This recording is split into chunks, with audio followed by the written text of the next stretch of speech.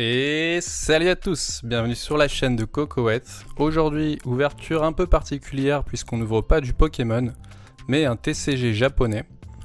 Alors, j'ai commandé cet item que vous allez voir juste ici. Hop là, il s'agit de Shadowverse Evolve, donc un TCG japonais que j'ai découvert via un de mes streamers préférés, appelé Lorkel à l'époque sur Twitch. On faisait du box break et tout ça, donc j'ai commandé cet item parce que j'ai commandé en fait dès la sortie. En fait on avait fait le set de base, et puis au fur et à mesure finalement on avait continué un peu sur la lancée. Donc je sais qu'aujourd'hui je crois qu'ils doivent être déjà à BP09, parce qu'ils appellent ça comme ça là-bas. Ici là c'est BP05, donc je l'ai pris parce que c'est la seule série que j'avais pas encore ouverte jusqu'à présent.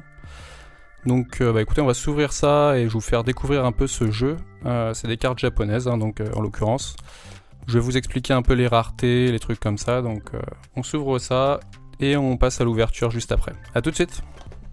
Ok, donc on est de retour sur le plateau. Les boosters sont sortis. Donc je vais utiliser une paire de ciseaux parce que c'est un peu plus galère que les Pokémon et le format est plus adapté pour découper au ciseau. Donc là, on est sur 16 boosters, me semble-t-il. 1, 2, 3, 4, 5, 6, 7, 8. C'est ça, 8 de chaque côté, 8 et 8, 16. On passe à l'ouverture tout de suite et je vous raconte un peu l'histoire de ces cartes au fur et à mesure qu'on ouvre ça. Donc déjà, vous voyez, les art sets sont sympas. Hop. Pour ceux qui s'en doutent pas, bon bah vous voyez, ce type de carte, c'est un peu de type waifu, comme on dit. Hop, donc je vais pas faire de card trick parce que je connais pas bien. Et d'ailleurs je vous montre au passage, d'habitude dans les autres displays il y avait pas ça, il y avait des cartes promotionnelles. Donc là il s'agit de petits sleeves qu'ils ont mis à l'effigie d'un des personnages. Donc ce qu'on veut aller chercher, clairement c'est des cartes qui s'appellent leader. Elles sont un peu plus épaisses que les autres, généralement il n'y a pas de bordure, il n'y a pas de texte, etc. Donc on va aller chercher ça, c'est très très rare, plus rare que des alternatives généralement. Et pareil quoi, il y a certains leaders à aller chercher plus que d'autres, généralement effectivement de type waifu. Donc on commence. Ici, vous voyez, type feuille, un peu à la Pokémon, on va dire. On a une espèce de personnage un peu d'Halloween, je ne sais trop quoi. Ici, c'est le type démon, vous voyez, avec les petites cornes. Donc, bon, celui-là, j'ai pas grand chose à dire. Je vais pas m'attarder sur toutes les cartes parce que ça va être un petit peu long. Donc ici, c'est le type ange. Donc effectivement, à chaque fois, il y a une faiblesse, un attribut. Donc c'est comme ça que ça se joue généralement. Et pourquoi Shadowverse Evolve? Parce que du coup c'est un peu à la Pokémon, je vais comparer ça avec les VMAX et les V et les V-Star et les V également. C'est-à-dire que tu as le Pokémon normal et son type évolué. Donc ça on va essayer de découvrir en même temps. Encore un démon avec une petite démon ici. Donc là on a un ange mais qui ressemble plutôt à un démon en l'occurrence. Donc là on a une holo simple normalement. Donc ça pareil on a plusieurs, c'est pas très très rare. Ici, c'est un piège de type ange, en l'occurrence, donc une espèce de monstre un peu. Et ça, c'est les cartes tokens qu'ils appellent. Donc je crois que ça se joue pas mal, je crois que c'est les trucs que tu places, on va dire, je connais pas bien le jeu, hein, mais tu les places, il y en a un dans chaque booster, donc à la fin tu te retrouves avec une ribambelle de tokens finalement. Allez, on passe au booster suivant, avec la petite chanteuse de K-pop. Hop, une idols, comme on appelle ça au Japon. C'est parti, hop. Donc là, ça c'est le type, moi j'appelle ça, je sais pas, gardien, on va dire, gardien, forteresse, tout ça. Ah non, c'est les magiciens, autant pour moi, effectivement. Elle a son bouquin, la magie, donc ça c'est les magiciennes. La petite lutin, on va dire, ouais, lutine, je sais pas comment on peut dire. Ici c'est la garde royale, donc avec son protecteur et l'oiseau et la dague. Là on a le type dragon, donc sur cette carte là. Donc ça c'est les draconiens. Et là effectivement c'est, on va dire, l'ordre de fer, quoi. Les mecs de la garde de fer. Un foil plutôt sympa ici. La qualité des cartes est incroyable. Ça par contre, que tu compares avec du Pokémon ou autre, le contrôle qualité à la japonaise, laisse tomber. C'est un truc qui est pas imprimé en masse parce que franchement pas assez populaire en France. Mais pour le coup, ouais, c'est vraiment magnifique. Déjà que sur le détail des illustrations ou la qualité des cartes, il n'y a rien à dire, c'est magnifique. Je vous montre aussi le bac, parce que c'est vrai que je vous ai pas montré. Il est comme ça, vous voyez. Hop, vous voyez le mat, comme il est. Enfin bref, c'est toujours super bien centré, toujours nickel, rien à dire. Et d'ailleurs, celui-là, c'est un Evolve. Donc juste pour que vous compreniez, tout à l'heure, je l'ai eu en normal. Hop, voilà. Donc là, on a eu le mec normal et sa version Evolve. Comme ça vous voyez un peu de quoi il s'agit. Généralement il y a les couleurs de cheveux qui changent, c'est quasiment la même mais en inversé. Et bon, ça fonctionne comme ça. On passe à la suite, j'ai eu le token. Let's go. Petite chanteuse de K-pop. Donc hop. Je vous montrerai d'ailleurs quelques images. Je vais essayer de les faire apparaître à l'écran. Des cartes leaders les plus impressionnantes, les plus cotées. Donc après pareil, hein, les cartes leaders les plus cotées peuvent atteindre à peu près 400 $, ça dépend des séries. Forcément c'est comme tout, il y a des séries plus demandées que d'autres. Donc là, bon écoutez, moi je fais une ouverture tranquille, je mettrai dans mon classeur, je vous ai dit c'est la seule série qui me manque. Donc oh sympa celle-là, la petite magicienne là, avec les fleurs, cool.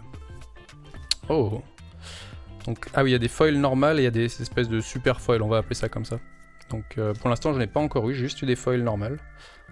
Sympa ça, on sait pas trop ce que c'est, une espèce de démon, femme démon qui sort d'un arbre un peu, plutôt vénère.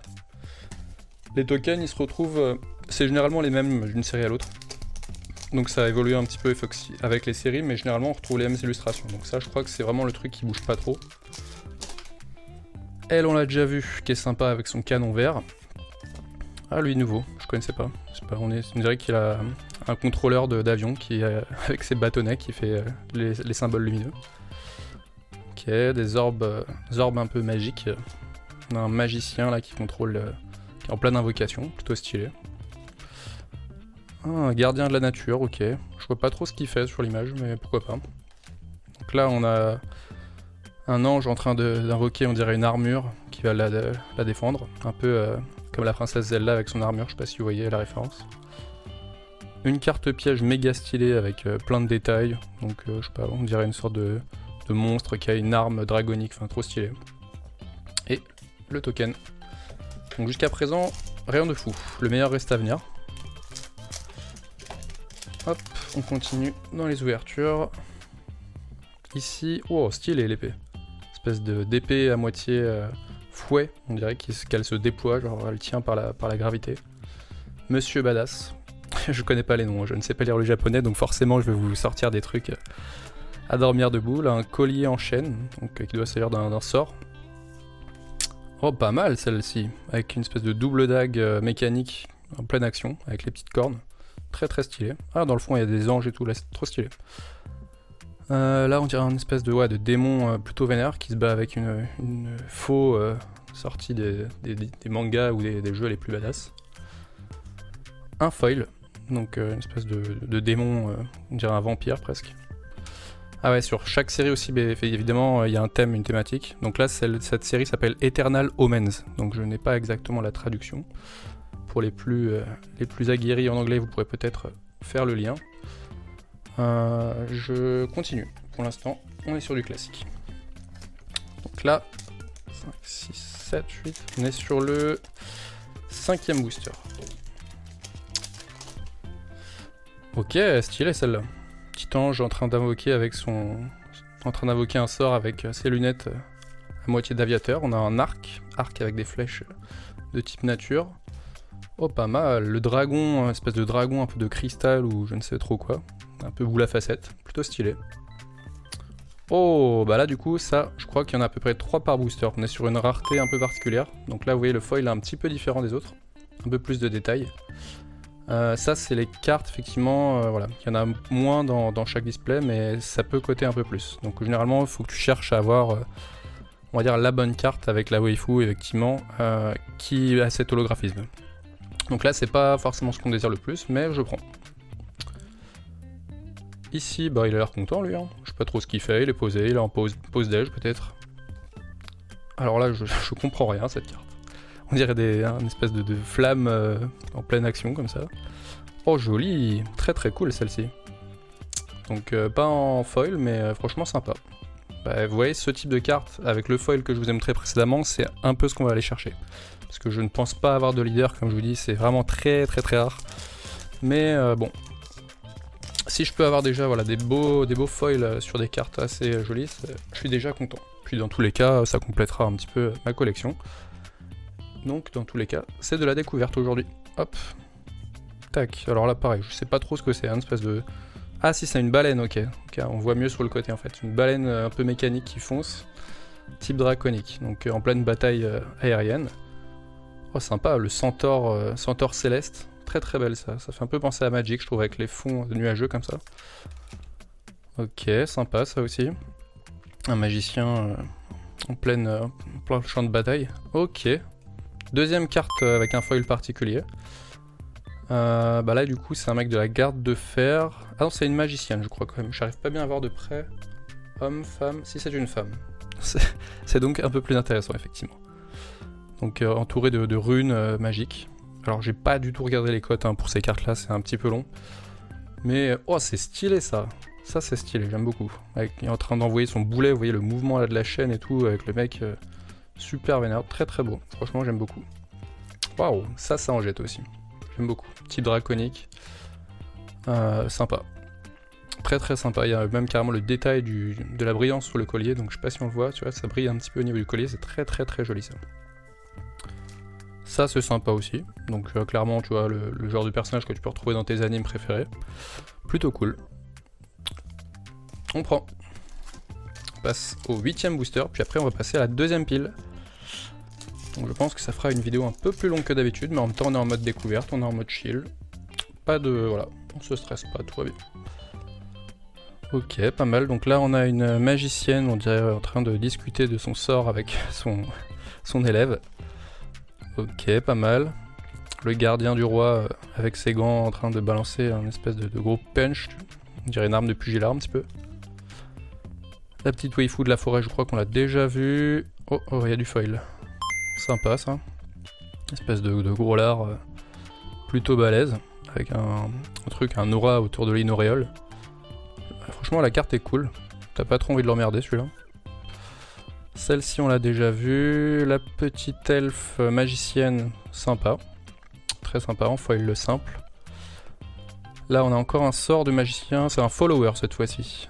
Donc n'hésitez pas, hein, prenez l'exemple sur lui, follow la chaîne, mettez des likes, c'est très important. Et je réponds à vos commentaires à chaque fois, ça me fait rigoler. C'est toujours un plaisir de voir les réactions, enfin vous pouvez me dire un peu si vous aimez, si vous aimez pas.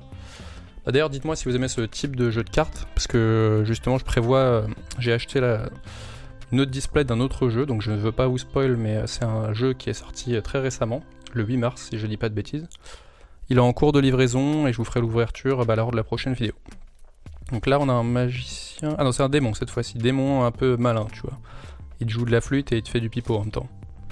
Encore un démon malicieux. Eux, tu sens dans leur regard que voilà, ils font genre les mecs sympas, mais en réalité, vaut mieux pas trop faire affaire avec eux quoi. Hop. Oh, bah du coup, on passe sur, je crois que c'est la troisième. Si je dis pas de bêtises, je ne pense pas qu'il y en aura d'autres. Alors je me gourre, hein, ça fait longtemps que je n'ai pas ouvert. Mais du coup, on a le mec de l'aéroport qui fait atterrir les avions. En type foil rare. Donc on la met ici. On a le golem enchaîné. Donc ça... c'est pas mal aussi, de type follower. Et une magnifique foil ici. Avec une magicienne qui se bat contre les démons, le bien contre le mal, tout ça. En plein sur une plateforme, l'action est assez remarquable. Je vous la mets d'un peu plus près. Hop, c'est magnifique. Le retour de l'arme de pugilat, mais en version Evolve. Donc on voit qu'il est devenu blond et que son arme est devenue non rouge mais blanche. Et le token. Hop là.